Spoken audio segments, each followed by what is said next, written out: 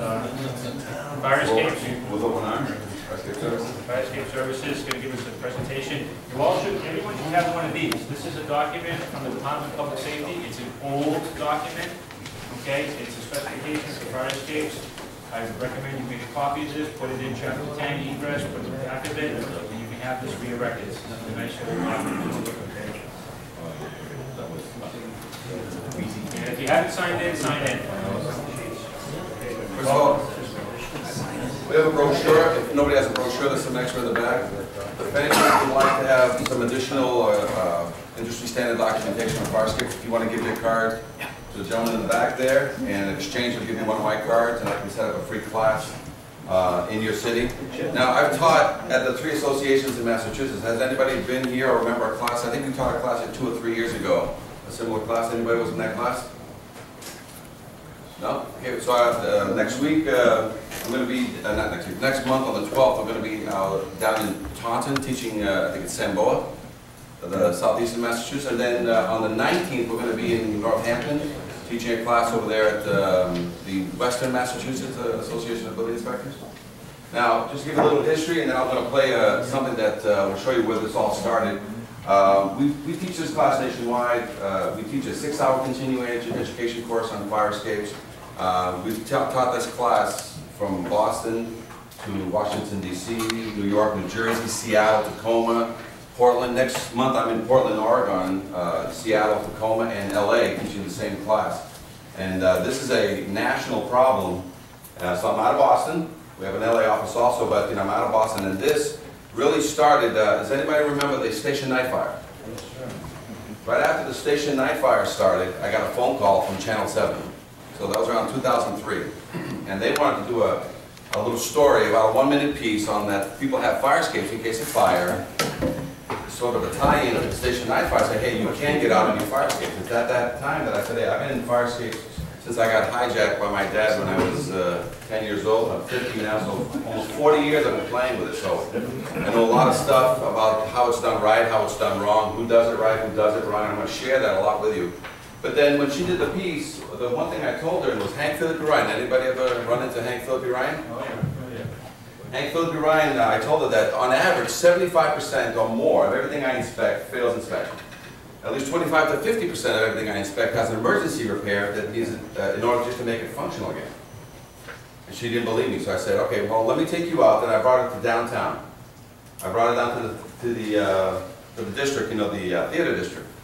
And I gave her a 15-minute class. I said, let me show you what a fire escape is like, what's wrong with it, and 2 things you need. It must be structurally sound, must be kept painted, right? So I said, so you can violate a fire escape just for the fact nobody's been painting it. So that's an easy write-up. And the second one is a violation because it's structurally unsound. And I said, let me show you, unless you have keen eyes, what a structurally unsound is. Broken tread, pulling away from the building, obvious, truck hits and stuff like that. And after that class that I did down by the Wilbur Theater, she said, okay, show me some fire escapes. I said, no. Walk anywhere you want, and you tell me if any of the fire escapes you see pass inspection. So with that 15-minute class, she then went about a class, and I'll show you what that is. So let me start on that one first.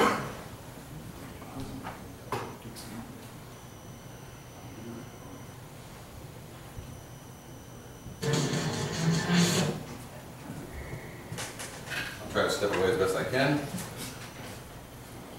See if we'll play. It's online, by the way. The smoke, the flames, and the frightened faces, all in a firefighter's line of duty.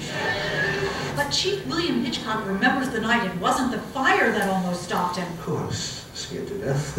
But the fire escape that broke underneath him. When the railing just came away from the building. And our investigation found across Massachusetts more unsafe fire escapes. Rusty, deteriorating, crumbling, broken. And what state officials didn't know, the system they set up to keep fire escapes safe is also falling apart. The potential ramifications are disastrous. So let's look at this one. This expert ironworker is licensed to build, maintain, and inspect fire escapes. So then over here? For months, we examined dozens of them with alarming results. Looking at this today, would this pass inspection? No. In dormitories, at theaters, at homes, and apartment buildings. Rust is actually eating away the metal of the fire escape. Right. And the bottom line? It'll get weak and then eventually it'll fall. This one has rotted connections. This one missing bolts, twisted metal. Would the stairs come down? No, never been down. This one, a broken tread. So how dangerous is it for the people inside this building? This fire escape is definitely going to put somebody either in the hospital or it's going to put somebody in a cemetery. Fire escapes are so critical. The state building code requires they be certified for structural adequacy and safety every 5 years. But our investigation found that safeguard is simply being ignored. Here's proof. We chose fire escapes at random in Boston, Somerville, Cambridge, Worcester, and here in Quincy. We checked building department files But there's no fire escape certification. to see if building owners had submitted their mandatory inspection reports. There's no certification in this one either. Bottom line, not one we checked in Quincy had been certified as safe. And the Director of Inspectional Services admitted because of staffing shortages, the city has no idea how many other fire escape owners are breaking the rules. And as a result, do you know how many fire escapes in your city are safe or not? Well, I don't know. In Worcester, not one we checked was certified. In Somerville, No, 4 more fire escapes, to the fall through the cracks? Yeah. not one up-to-date certification. And again, no system for keeping track. How can they get away with it? I guess the shortest answer of all is because we don't have the resources to sit here and follow up on these things. If structural deficiencies are reported, local building inspectors can actually evacuate residents until repairs are made. Would you talk to us on camera about this? No? But when we surveyed 24 more communities, most admitted they had no idea how many fire escapes were certified. In Taunton, inspectors told us they haven't seen a certification in 25 years. Northampton officials said, it's a cold day in hell when that happens. Why test buildings was certified, and the official in charge would not come out to discuss it. In Boston, where there are more than 8,000 fire escapes, again, according to inspectional services, not one we checked was certified.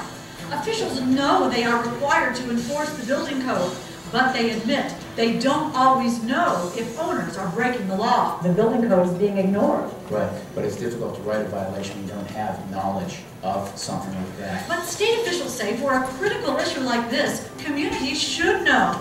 And they warn, the Massachusetts building code is not optional. Does it worry you that these fire escapes are not being certified? This is an important issue and should not be ignored.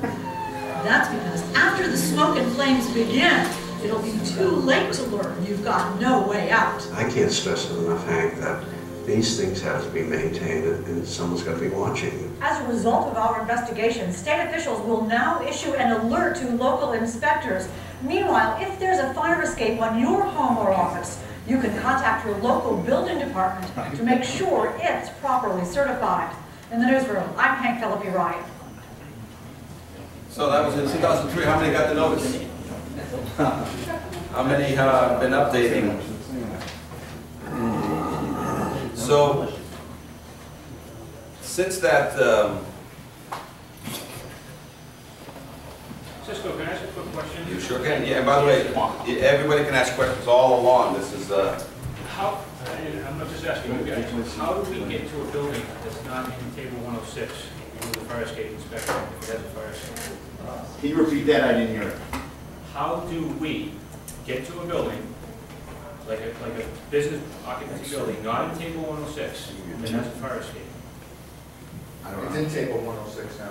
Fire escapes are required to be periodically inspected every 5 years. It's in now. On all buildings? Yes. All of them, yes. Bridges, walkways, fire escapes. And it's exterior stairs. all exterior steel wood Yeah. stairs. Steel mold wood. That's right, it's everything. So what we're doing is when we go out to do a periodic inspection on a building, we're checking to see if it has a fire escape. Do I know where every fire escape is in Wellesley? No, I do not. Are we working on trying to get to that point? Yes, we are. It's on the back burner. Again, we don't have the resources. That's what it comes down to. I'm trying to get another inspector in my I'll office. throw a suggestion out to you of what Boston did right after this. They made it so that every permit that gets pulled in your city now cannot be signed off unless there's a new certification. So if you have a building that has no fire escape, you're gonna have to make sure they'll sign off the final on permit. But if the building has a fire escape on it, to close the permit, whether they did electrical or plumbing or whatever, it doesn't matter what permit they pulled on that building, there's a check system now that says we can't close that permit until you have a current certificate on file. It's not asking for an inspection, it says we need a current certificate on file. Right, my question is, how are they getting that information? Are they asking the applicant? No, no, If they it's- lie, just to let you know. They need a copy of the current certificate to close the, But what I'm saying to you is, how do they know whether the building has a fire escape or not? Just Boston? Oh, I Yeah, see, that is, so the building inspector is familiar with the building or not, or it could be a check question, is your means of egress internal or external? It's just an added checklist. Another way that we've suggested with different states and different cities that work together, they work with the fire department. And you know the smoke detector sign off, which then is the final piece before, they too have on their checklist, they add, so that the fire department works with you, says, as a final, they say, here, your smoke detectors, everything is fine, here's a checklist, by the way, I just need a copy of your current fire escape affidavit that the city official already has, can I have a copy? And they go, huh, what do you mean? That's when they kick it back to you guys, so that you guys can get the fire escape affidavit if they don't have one in. Competent person, I believe, is what the code reads as far as who can inspect. I'll go over the structural engineers and or others acceptable to the building official. So we're talking about what Boston allows, what you guys allow, but it's right in your code. Structural engineers and or others acceptable to the building official. So we'll go over that. Yes? There's also a push out there to turn this around, to do our 106, 108, 110, whatever it's called now, inspections, to have it the responsibility of the owner of the property to have them to come forward to us to do it instead of us going to them. And also there's in the works, they're trying to develop a sort of allowing a construction supervisor, unrestricted construction supervisor to be able to do that and to supply that information to the building official. So there's a push to not put the pressure on us and our responsibility as of the building owner. It's his responsibility to have this done. I'll give you an example of what I've done nationwide and what's happening right now. One of these classes in Seattle that I did, somebody, they were out on the fire escape, third floor, and 3 guys fell to the ground. They did not die, and so you can imagine the lawsuits associated with that. But they brought us in because in Seattle they went from dead last in fire escape awareness to #1 because they now have a tagging system and a confidence test that we trained them on and we implemented there. But right now every fire escape, just like an elevator in the city of Seattle, must have a tag, and it's a white tag. So the process, whether or not you do it on the state level, whether you do it as a local ordinance, every fire escape must have a 5-year tag.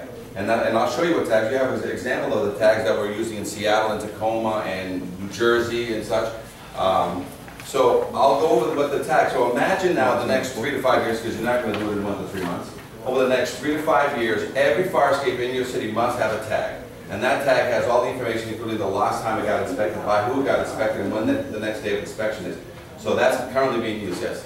Are you also talking let's say, public buildings? The law is anything that has a second means of egress must be inspected. So we've crossed that line that you talked about, that every now and then there's a federal building. We're just doing something in Charlestown. No, I'm talking about a mill building. It's just a mill building. Everything that a fireman has to get in, or people are in it, they need to get up, has to have a fire escape. Is that your? Yeah, it's not in our 106 table.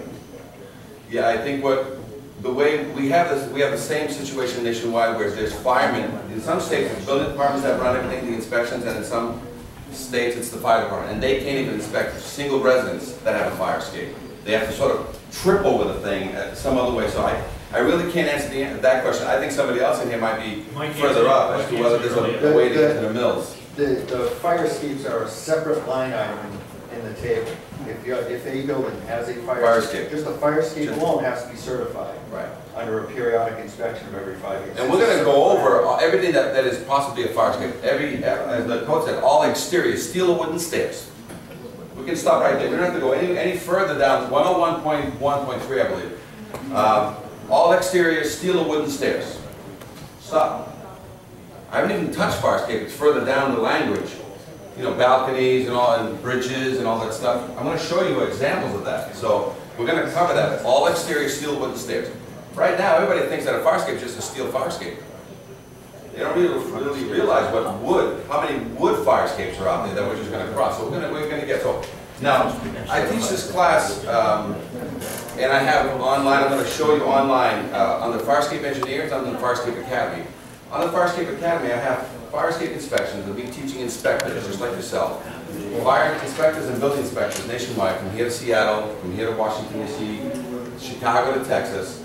The very same problem you're having here, I got about 400 or 500 videos. So if you want to see 3 to 5 minute videos, just type in on YouTube, Fire Escape Academy, boom, there's hundreds of videos. So if you want to just, you know, at home, online, or during your monthly classes, just go to Fire Escape Academy and just look at videos.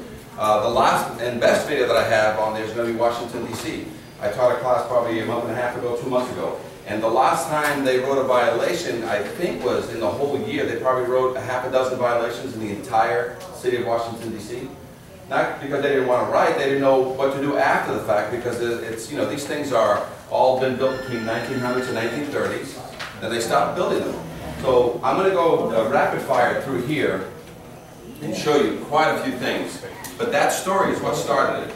Now, some of these classes that we teach are for continuing education credits if I go through an association. But sometimes I do classes in cities, and it's free. I'll go in and set up your city. If you have 3 inspectors or 5 inspectors, I'll send you some industry standard documentation that's on the back. So if you want some information, just leave your card with him in the back. We'll give you a card, and I'll get this information. And a lot of this is online for free. So let's, that first one that I was just showing you, that first photograph, was actually a live load test. And that's what happens every time you step out, firemen step out, and people step out on fire escapes. It's called the live load test. It either passes or it fails, right? And this is what happens. This is when fire escapes are going to get used, mainly, is when firemen are there. And in some states, firemen are controlling. About 30 states, the firemen control the inspections of their fire escapes. And they're kind of up on it. In some states, the building department watches the fire escapes for the firemen. They're all pissed. Because, you know what the gray-haired guys in the fire stations say to the dark-haired guys that are coming in? Ready? In case of fire, don't use the fire escapes. So imagine, the minutes it takes for a fireman to go up and save a baby out of there, but he doesn't use the fire escape. He uses a ladder, or he calls it in. Those 3 to 5 minutes is all it takes for the smoke inhalation to kill somebody right outside that window. Or inside that window. That's it. So, there's been a perfect storm of, I call it a perfect storm of stupidity that's happened nationwide. It wasn't intended, but let me tell you the history of fire escapes. So in 1930, you can't build any more new fire escapes, right? Everybody know here that you can't build any new fire escapes, is that correct? Yes. On new construction. So let's get that clear. On new construction, you cannot build a new fire escape. So you dig a hole in the ground, there's no fire escapes on that building. But what about all the pre-existing buildings? Every pre-existing building can have a fire escape to answer their means of egress. So once they've gutted a building or done whatever inside, and there's no other answer to put a new staircase inside, guess what they're going to ask you at the building level? To put a fire escape on the outside. Legal or illegal to do that. So how many pre-existing structures, mansions, schools, they have a central stair, and there's no way to satisfy the means of egress without putting a fire escape on one side or on the other side. So they're there, and there's plenty of them. And they're not supposed to be around. They were supposed to be, when they stopped doing fire escapes in 1930, they said, what are we going to do with all these existing fire escapes? Well, they said, well, like the Jetsons, you know, in the year 2000, everybody's going to have floating buildings, and every building's going to be gone. And we're going to have all these super new buildings. And they said, well, what happens if somebody invents bubble gum, duct tape, paper clips, and they hold these things together? And that's where we are today. So 25 years ago, was fire escapes falling? Some were. More fire escapes falling today because they're all 75 to 100 years old? Yes. The one thing we're going to be talking about in your code is certification or test. And what everybody in the United States is getting, and I'll prove it here, and I mean I inspect all over the country. Everybody's getting opinion tests to the best of their information, knowledge, and belief. The fire escape is structurally sound and has been kept painted. That's all you get. And these are called fly-by, drive-bys, where a guy or an engineer drives down the road, not all, but some, drive by, look up, the thing in on the ground, they roll down their window, grab a check, give the client that little piece of paper that you want to stick in your file because that's all you really need. So it was the perfect storm of stupidity is that nobody's double checking, there's really no final exam for engineers out there. Well, we created one, it's called the confidence test. You believe there's no confidence test in the United States?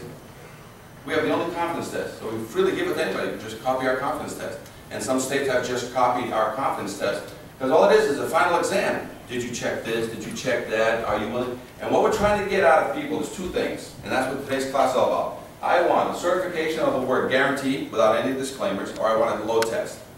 So if I load test your fire escape, isn't that a guarantee? So as soon as I load test that fire escape and that thing falls down 2 years later, am I in any danger of liability as an engineer? No, I load tested it. That's what the law asks, and why it fell 2 years later, I don't know and I don't care. That's not my problem. But load test could be $5,000, could be $10,000. I'm going to give you what a load test is. If this is a table representing a fire escape, this is 4 feet by 10 feet, this is 40 feet. Times 100 pounds, that's 4,000 pounds. I got to bring sand, water, bags, concrete, lead, you name it. I got to spread it all over this fire escape platform, and it could be 10 floors of this stuff. Then I got to do the staircase separately. I got to watch it for 30 minutes, take all kinds of measurements. If it deflects more than 3/16 of an inch, it fails the test. But then you know what a passing grade looks like? I'm going to show you what a failing grade looks like on if this fire escape, I have to put 4,000 pounds on it, what it looks like. So what else can you give me based on your code that says examine and or test the fire escape? It's right in your code. What's the word examine? The word examine means a critical examination. And that means all that's exterior to the building, which is 97% of the fire escape, and we'll show you how to inspect it. And what's inside the building that you can't see, how do we inspect that? Well, if you can't inspect it, just duplicate it. Now you've nullified the need to verify the connection into the building. So we're going to go over that. So that's what today's class is going to be, is that can we get the word certification, which is used a lot in Boston. I need a certificate on this fire escape. We don't need a certificate, we need a guarantee. In lieu of a test, I want a guarantee. And that guarantee means that you're actually refurbishing the fire escape, no longer spot repairing. Spot repairs give you opinion confidence tests. It's my opinion that this thing is not going to fall. Well, guess what? Guess what happens when it falls? Guess who gets sued? Later on, I'll go into a case where in Chicago we're involved in litigation that a fire escape, after it was certified, a piece that was welded that had showed no signs of problems, broke after somebody beat the hell out of it while they were fixing the building. But it caught somebody in the head, and he sued everybody, including the city. Because the city was accepting these opinion confidence tests. But where's the critical test? So the word guarantees is not coming out. So I'm going to rapid fire through this and show you. Everybody's very familiar with this. It's on the back of your card. Anybody have a card? If not, on the back of your cards, you're going to see that this happened on Marlborough Street. This happened down in 72. The Herald reporter was there when he took this photograph. And the fireman, still alive today, the woman died and the child survived. That's a live load test.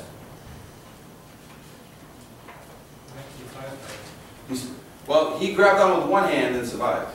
She tried to grab around his legs. But this is the Pulitzer Prize winning photograph that won the Herald guy his photo. But in 72, and this is because in the code at that time is all fire escapes must be maintained at all times. Then they changed it to every 5 years. So throughout the United States, there's 1 year you must inspect, every 5 years you must inspect, and some states still have must be maintained at all times. What happens when you have to maintain your fire escape at all times? Who are you putting the burden of responsibility on, really? The owner. And is he ever going to speak up when he's got a rotten fire escape that he's got to rent that apartment? So,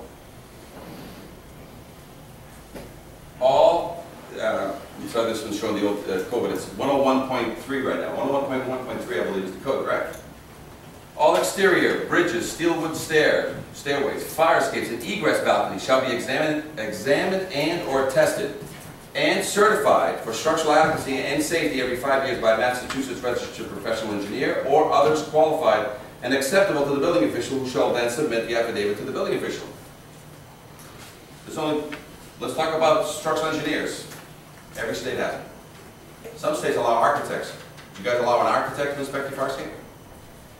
If he's competent. If he's competent. So now that's putting the burden back on you. So whenever you have an architect saying, I want to inspect some fire escapes, and you say, can I show me some samples of your inspection and your criteria, inspection criteria? Not many people do that, so make sure you ask for inspection criteria. What about in Boston? Who else can inspect fire escapes and sign off on it? G3 license. G3 licensed guys. These are welding guys. I know, I got my G3 license. Anybody want to see it? What is that, what license? G3.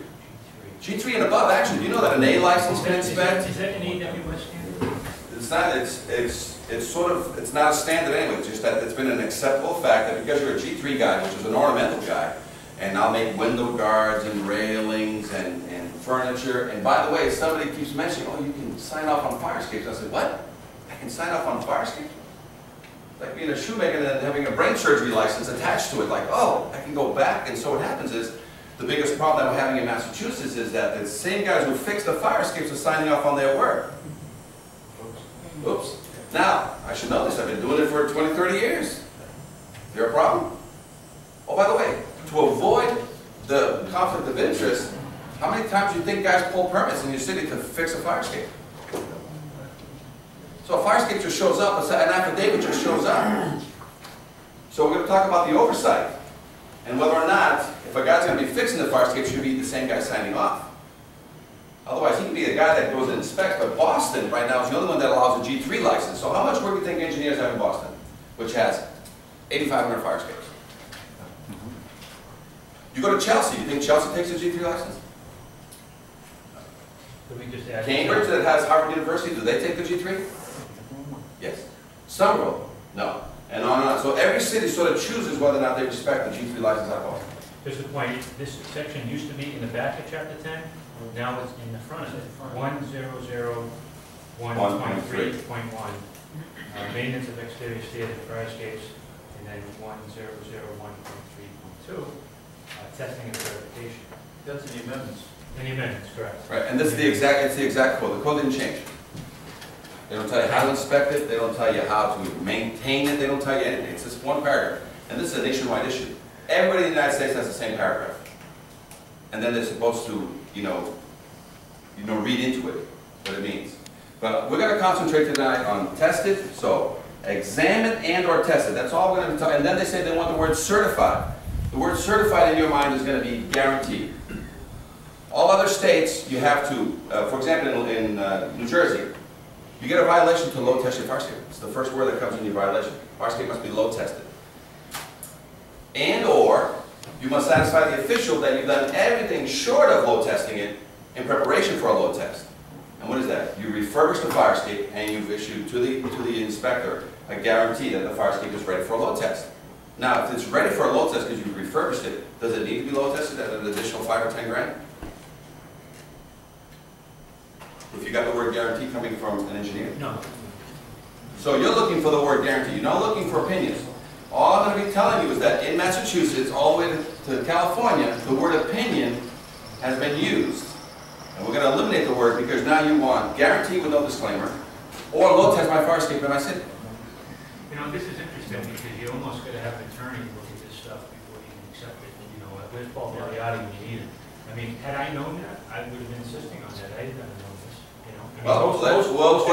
We're going to go, this is the Channel 7 news piece. We're just going to skip through this because I played it better. In case of an emergency, we rely on fire escapes. There you go.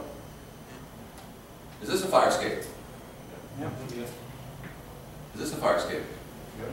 Aluminum fire escape down in the south. Can you do an aluminum fire escape? Melting point of a fire escape of aluminum? The guarantees? Yeah, guaranteed. Aluminum melts at 1,000. Typical fire blowing out a window? 2,000 to 3,000. But is it still acceptable? Yeah. Yes. Fire escapes? By the way, aluminum, from my experience, you're asking for trouble. You see aluminum, be careful. But there's a lot of guys down there was a guy that actually did aluminum siding. That's not, especially in New Bedford, Fall River. Tons of aluminum fire escapes. Fire escapes? So far? Typical fire escapes? Fire escapes?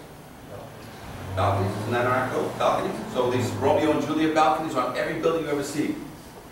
So balconies included in this section too? I think it says it right there. Balconies. How about platforms? How about decks? Is a deck a balcony? Eugene. Yeah, we'll talk about that. How about these? How about these guys? How about these waiting porches? We call them Romeo and Juliet balconies. Must be inspected. People are going to get on them. Fire are going to get on them. If these two people get on them and they can get hurt, you need to inspect it. It's all exterior steel wooden stairs, balconies. How about these wood structures? Do you need to be inspected? A lot of work out in Las Vegas. Oh, how about these? Yeah. How many tenements do you have that the back is a wood porch with a stair jammed in it. Is that a fire escape or an exterior steel wooden stair? It's an egress. Falls under the definition. Falls into the definition, right? Exterior steel wooden stair, balconies, bridges, fire escapes. Does this sort of get wrapped up somewhere in that whole definition? So every structure that has that has the means of egress outside must be inspected every 5 years. How about these exterior stairs that go up to the second floor? Decks. This is 5 feet off the ground. Does that need to be inspected? And its exterior steel wooden stair must be inspected? Yes. Is this in the IDC or the IRC? Again, I'm not up to speed on the 8 yet, but I'm telling you a lot of times. I would suggest that this language is in the IBC, pertains to commercial buildings. I don't believe it's in the IRC. The IRC is family homes, so I can't make the connection. Well, somebody mentioned that it's a separate line item, but here's the point. So what you're saying is, even though tenants and firemen will have to save the very people using these structures to get in or to get out, we should just not, there's nobody in here knows about a back door to pick these up. Because now we're getting into what's happening in some other states where the fire department can't touch residential, 1 and 2. Housing code does it. There you go. So now within here, It's health department. but all exterior, I think the code doesn't say all. We're mixing apples and oranges here. First, you're asking, does this requirement apply? There are other requirements in the 1 and 2 family code. One at a time, please. The 1 and 2 family code, you're required to maintain it. It's a little bit different language. If you have a sanitation code, there's other ways. But just all I'm saying is that this section here is reserved for commercial. Okay. Well, it doesn't say the word all. It's just the code. Prior to this, everybody in every residential and every commercial was getting inspected under this code. So if it's been, excuse me? No. I'm saying in my prior classes, it was always right now in Boston, every residential and commercial is being inspected under this code. In Cambridge. Boston's always been. Yeah, I'm just showing you some of the things that are out there that needs consideration. Decks, we're going to be inspecting these. How about catwalks into buildings, commercial or residential?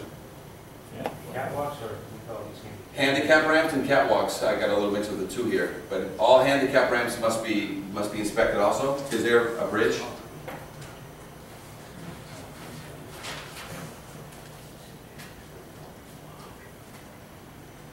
How about anything that goes up to tanks, anything that goes up silos, anything that goes... Bridges were taken out of that code. We specifically took that out, the building code, because that falls under, I think, common transportation. They're talking about skyway bridges. Walking bridges. Walking bridges. Okay.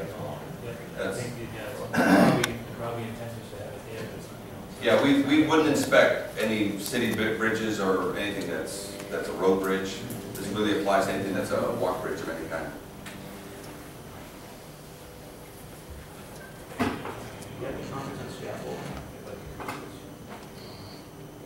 This is the sky bridges. This is up in Chelsea. This is the school, Bentley College has a walk bridge. It's a privately owned bridge. So some of these need to get inspected. We actually inspected this one, and we inspected this one in this is the Soldier's Home up in Chelsea. Fire escapes with ladders. Pre-existing, right? They're allowed to keep. Can you put a ladder today?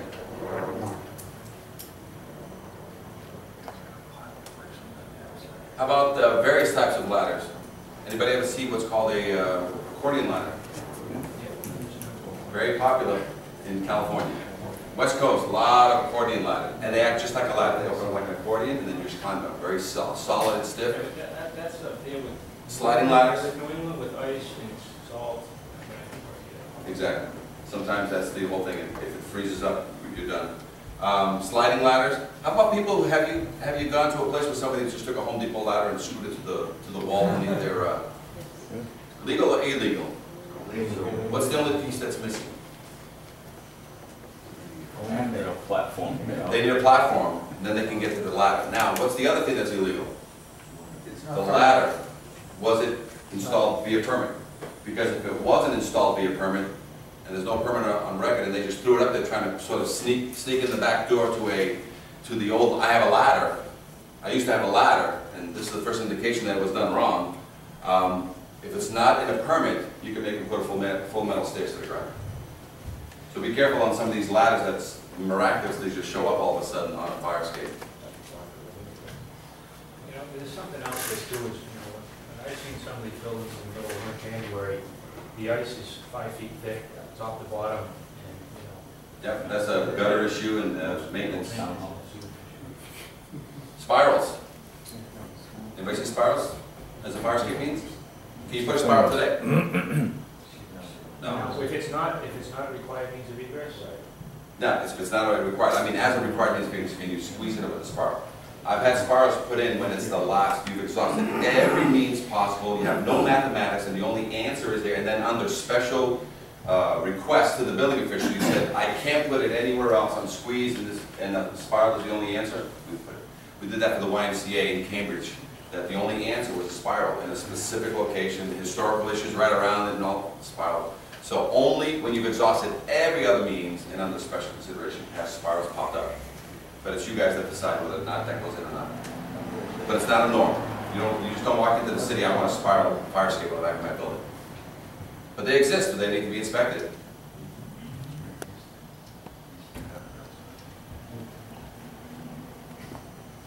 Cantilevers. Does anybody know how a cantilever works? Must be single action, requiring no special knowledge, drops 2 to 3 feet per second, hits the ground and stays down. Right? Where's that in the code? Nowhere. But, must be single action, requiring no special knowledge, and upon release, or stepping on it, you activate it, so you have to activate it, so step on the first thing, it drops 2 to 3 feet per second by itself, hits the ground and stays down. Pretty simple, right? So, what happens, let me think about this in your city. How many people have cantilevers in their city? How many people have cantilevers with a chain in their city? No? All right. One of the tricks so that your fire escape doesn't look like that, it doesn't stop pointing to the sky, is that as the rust starts growing inside your box, it starts getting heavier.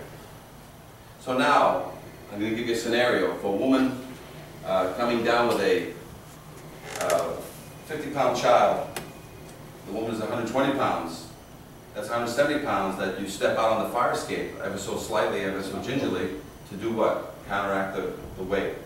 As soon as she gets down to the ground, because the thing is going to come down, is it 2 to 3 feet per second or 5 to 10 feet per second? So it's going to come down flying, hits the ground, scare the hell out of her and the child, and she's going to hold on, and if she doesn't get ejected from the slam, she holds on. Now we got screaming kids behind her and stuff, so she gets there. She's 120, the kid is 50, 170, got it down to the ground. So she starts walking all the way down.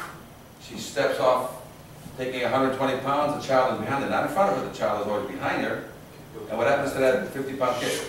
Gets catapulted. Now, usually the kid's going to get catapulted in this fashion or this fashion, but the kids hold on. So it's not it's a tragic story. The kid holds on. The kid is up there 12 feet in the air, because all these are 12 feet in the air, 12 to 14 feet, so trucks don't hit her. So does she run away from the fire? So she's got a kid there, she's telling the kid to do what? Jump down to mommy. Fire department shows up. They pull right out to the fire escape. Fire, the child, the woman, and the fire department saying, get out of here, and she's my child, and the fireman says, let me get my ladder. How many minutes more? And then he finally gets the ladder, and he gets up there, and he brings the thing down by hand over the hook. He goes up there, gets the hook, and he brings it down, and he puts it down, and gets the kid off. The mom runs away. And what do we use? What's that fireman got to do now? He can't let go. He's the doorman now. He's got to hold that fire escape down with his foot. While everybody else does what? Fights the fire. So now we've taken one fireman off the crew, and he's a doorstop. He just sits there and holds that thing there. If he lets go of that, what happens? So fire escapes must be balanced, must drop 2 to 3 feet per second, hit the ground, and stay down. What's the next handle? We want to be released. So fire and prevent.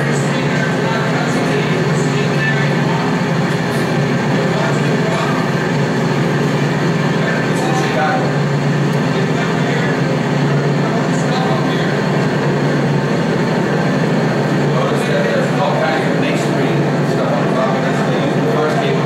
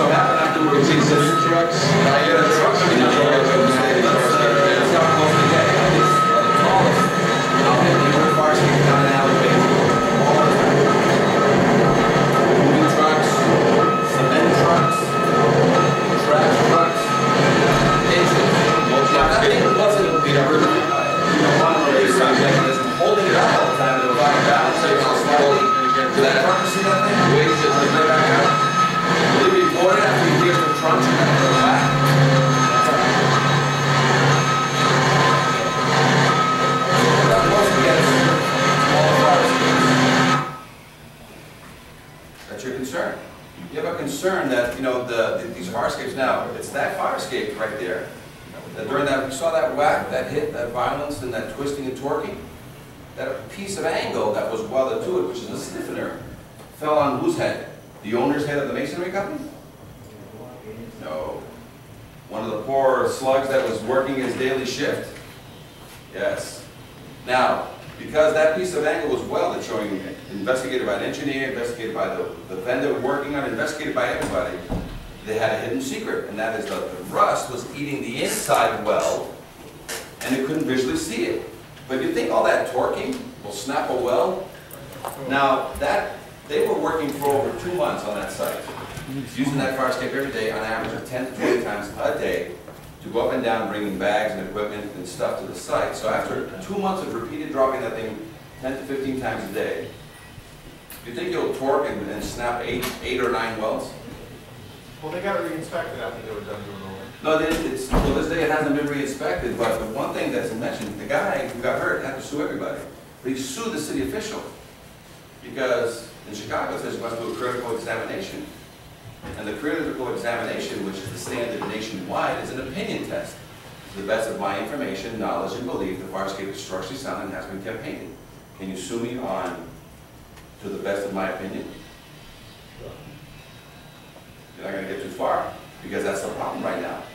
They're trying to define what the word critical examination means, because you have the same word in here. You have the word examine and certify. What's certify mean? You know, I was going to say, we have the same problem in Houston, right? We do those now, and you have to go in because you can't do a visual inspection, so you have to look inside in the middle, and you got to do a variety of tests to see if the welds and the bolts and everything is going to perform. So what I'm going to show you here today is how do you get in your city your fire escapes inspected? You load test them, or you give me a guarantee. And if I can show you a way that you don't have to make the client pay for a load test, and you can get some sort of guarantee in the form of the word certification, which is the word refurbishment. Because as soon as you take a connection, let's just use a simple connection, which is a tread that has rust in it, and an old 50 to 75-year-old square head bolt. Yeah, the city's full of them. And I take that bolt out, I clean all the rust out, I prime it, and I put that bolt back in. Can I use the word guarantee now? Can I also load test that and get you the same result? So I'll load test it, or I can just give you the word on my document that says, I guarantee it because I put in a new bolt. And in case that new bolt shears, who do we sue? The manufacturer of the bolt. So all you have to do now is eliminate the word. So if I can load test a fire escape with all the good existing hardware, I'm good. If I can refurbish the same fire escape, and I can give you a certification that says the word guarantee with no disclaimers, is that protecting the city? Isn't that what it says? I need an examination or a test. So I either give you the test or I satisfy you that we've done everything possible to that fire escape, visible and invisible. So what do I do with all these welds that I need to take a very expensive x-ray machine to x-ray every weld? What do I do? Can't re-weld. They've got fire escapes. We'll talk about EPA later. Anything older than 1978, presumed to have lead? Can I weld on fire escapes anymore? No. 98% of all the fire escapes in the United States are bolted connection anyway, so why are people welding them? It doesn't matter. Now the EPA is not letting people weld fire escapes as a form of repair. But the fire escape, a weld, the way I guarantee a weld is I get there and I just drill a hole, I put a bolt, leave the weld, put a bolt. As long as there's no rust inside the connection. This is a welded connection that I can't verify. But in order for you to give you the guarantee you're looking for, I just go to a welded fire escape, which is only 1 to 3% of them only in your entire city.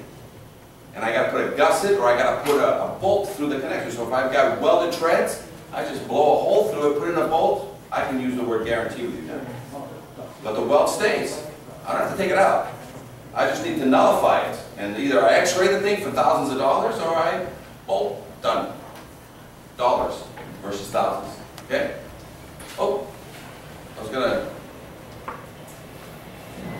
Anybody ever hear of a slide fire escape? Slide fire escapes are like, they used to have them on military complexes, they used to have them all over the place, but they were built in the 1900s, in the 1910s, 1920s. This is in Elizabeth, New Jersey. There's a 12-story slide escape over here. and you come out a door on the bottom down here. And this is the door upstairs on the roof, and it's just these two little doors. And you open it up, and you jump down this slide, this dark tunnel. And you slide on your ass, you slide on your belly, you just go all the way down for 12 stories. Well, the story on this building was because they used to have, when it used to be heated by coal and stuff back in the day, one of the firemen there said his grandfather used to work in the building. They used to take coal ash and send it down the slide, simply because kids from the local parochial school used to come in, and that was one of the things. You had to like break into this building and go down the slide without getting caught. But they had a uniform, so they used to put coal dust in the slide, so that when the kids went down, they would come out. And but look at this thing. Imagine. That's cool. And this is a one-way system, and it's part of the means of egress. This building only has one internal stair, an elevator, and this slidescape, and it's still acceptable because it's a pre-existing non-conforming building.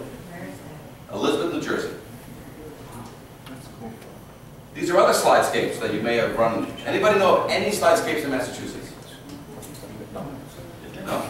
They basically didn't last very long. But basically, a lot of the schools. See, this is actually a school building.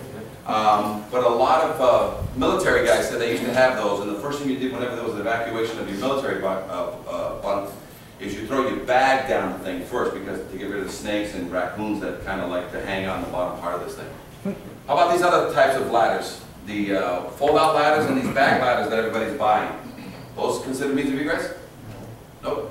This is considered a means of egress if this had a balcony, but can you install on these? And some people are buying these for their single-family homes, so that their attic space now has one of these.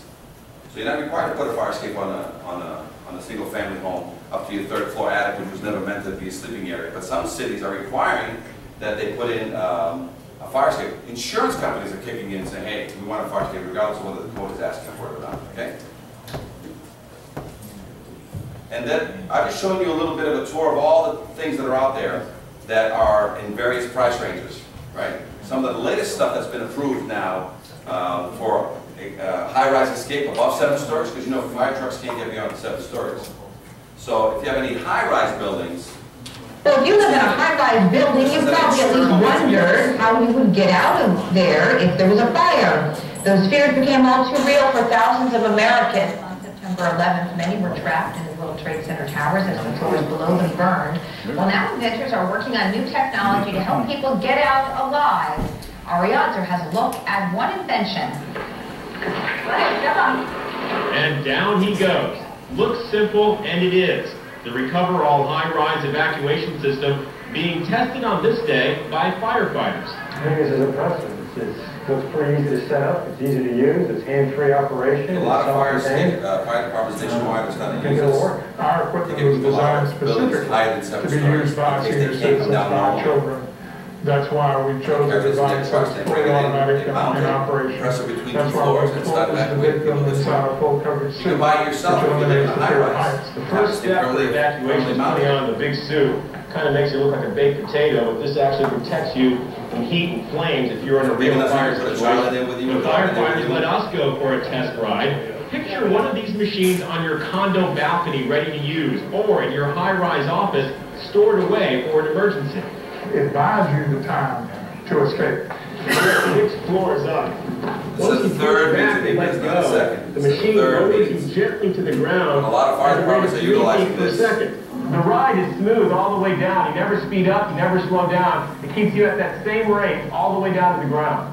So the obvious question on everyone's mind is, this system that they're selling out there for anywhere from $2,000 to $4,000 per system, depending on how many floors. 2 years ago, I was actually working with the Hancock Building in Boston to install one of these systems for a client that's on a very top floor of rescue team working at Ground Zero, part of a team that discovered 5 dead firefighters in the rubble. We took it and we made it possible because we were. So this is 2 to 4,000. Let's take a look at $2 to $4 million will get you nowadays. Now this guy invented this right after 9/11. He's out of Israel. And basically, right now, this is again, a third means of egress. That means people cannot go down. The third floor is wiped out, and the fire is forcing everybody upward, not downward. And the helicopter fleet that they promised hasn't been made or hasn't shown up yet to get everybody off the top of the building. So what you got is what's called the HighRise Escape system. Now it's on YouTube. Just go type in HighRise Escape systems and this will pop up. The NFPA has tested and approved, not the word approved, but has checked out this system and the previous system. But the answer here for that is the collapsible elevator. And watch. It's all controlled by the fire department, not the building. And this puts firemen into the building, again, because they can't get out any other way. So that traditional way out, they would use the system. And this puts firemen into the building, and at the same time gets people out of the building because they're exhausted all the other ways. The staircases are blocked, or something has happened in the first couple of floors. This is a 20-story building.